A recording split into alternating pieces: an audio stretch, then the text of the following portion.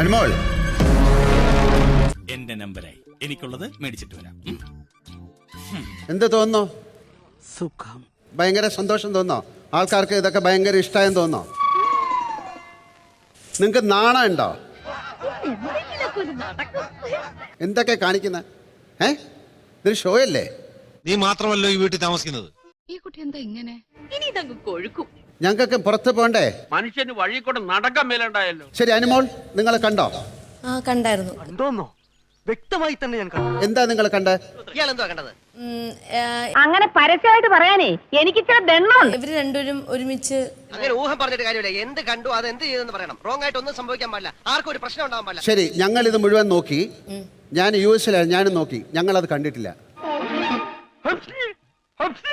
അയ്യോ, അപ്പൊ ഞാൻ പറഞ്ഞ കള്ളമാണെന്നോ? എനിക്ക് സഹിക്കാൻ വയ്യ എന്റെ വ്യാകുല മാതാവേ. ഞാൻ കണ്ടത് തെറ്റാണോ ശരിയാന്ന് ഞാൻ പറഞ്ഞില്ല ലേട്ടാ, പക്ഷെ ഞാൻ കണ്ടു.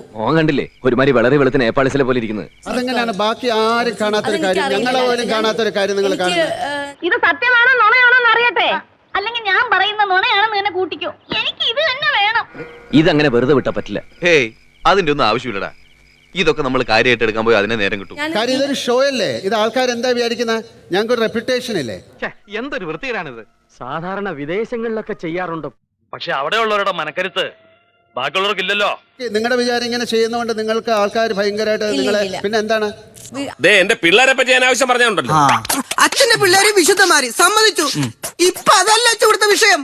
അമ്മയെ പറഞ്ഞത് കൊണ്ടാണ് ഞാൻ അത് ഓപ്പൺ ആയിട്ട് എല്ലായിടത്തും പബ്ലിക്. എവിടെയും ഞാൻ പറയാം, എനിക്കൊരു പേടിയില്ല.